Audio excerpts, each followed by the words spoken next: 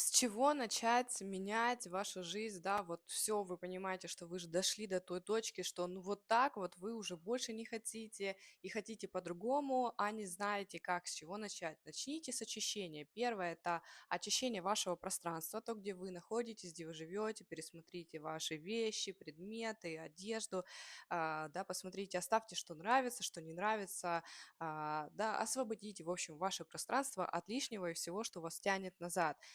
Второе– это поработайте над очищением ваших мыслей, ваших эмоций, вашего состояния внутреннего, да, и ваших действий.